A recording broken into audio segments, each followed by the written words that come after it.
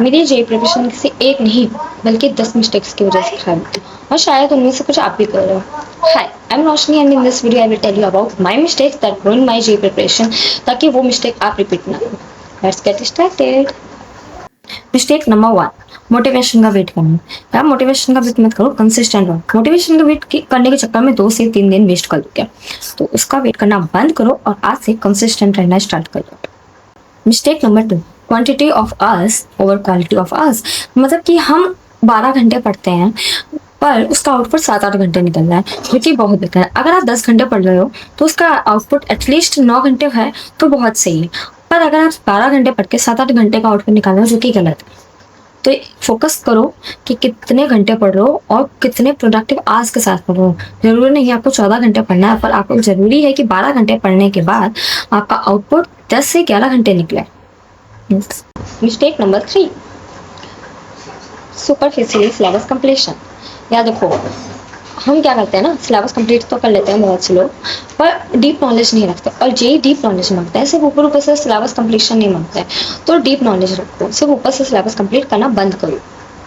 Mistake number 4, proper revision ना करना।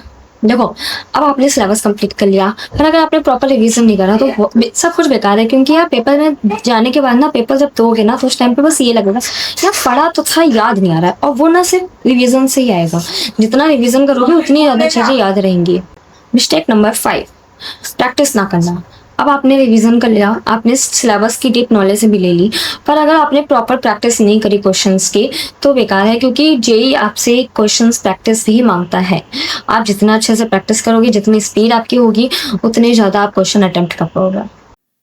Mistake number 6, mock test avoid करना। अब कुछ लोग होंगे, 2 तरह के लोग होते हैं इसमें।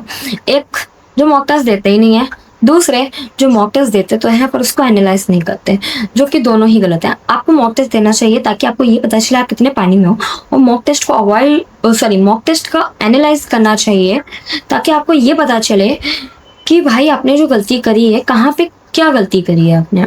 तो उसके लिए एनालाइज करना भी जरूरी है। तो अब से आप मॉक टेस्ट देना तो उसको एनालाइज भी करना। मिस्टेक नंबर 7, मिस्टेक से ना सीखना। अब हम क्या करेंगे, हमने मॉक टेस्ट दिया, हमने एनालाइज कर लिया, हमें पता चल गया हमें गलती क्या है, पर हमने उससे कोई चीज़ सीखी नहीं। कि मतलब हमने जो कॉन्सेप्ट लगाया वो तो हमें पता चल गया ये कॉन्सेप्ट गलत है, पर उसमें सही क्या है वो कॉन्सेप्ट भी तो पता होना चाहिए ना। तो उसके लिए आपको उन गलतियों से सीखना भी होता है।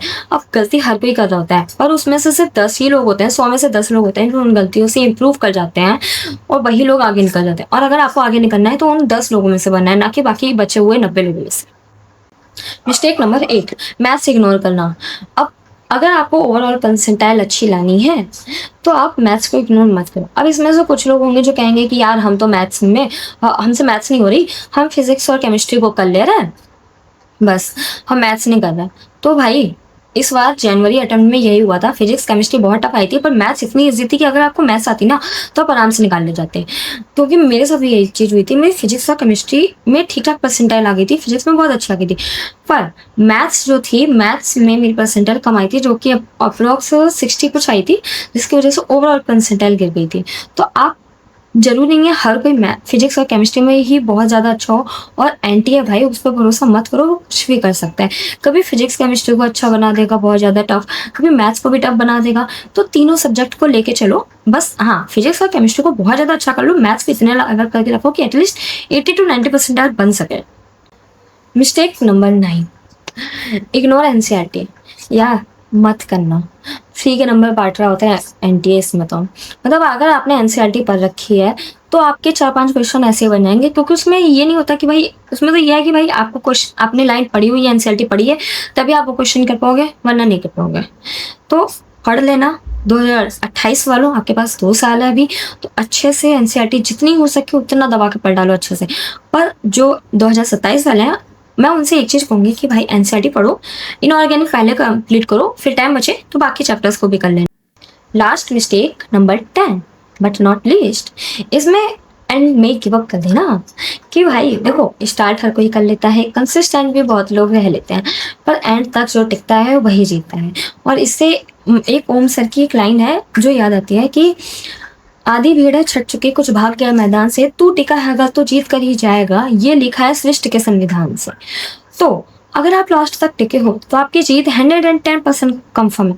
पर अगर आप लास्ट तक नहीं टिके हो, कंसिस्टेंट नहीं हो शुरू से, तो आपकी जीत पक्की नहीं। अब अगर जो लोग कहेंगे हम लास्ट तक टिके थे, तो एक बार अपने आप से पूछना कि भाई क्या सच में लास्ट तक टिके थे कि नहीं। मैं एक बार सारी मिस्टेक्स रिकैप करा देती हूँ। पहली, मोटिवेशन का वेट करना बंद करो। दूसरा, डीप नॉलेज रखो। तीसरा, जितने आज पढ़ो प्रोडक्टिविटी के साथ पढ़ो। फोर्थ, और प्रॉपर रिवीजन करो। फिफ्थ, प्रॉपर प्रैक्टिस करो। सिक्स्थ, मॉक टेस्ट को अवॉइड करना बंद करो। सेवंथ, जो भी गलतियां हैं उससे सीखना स्टार्ट करो।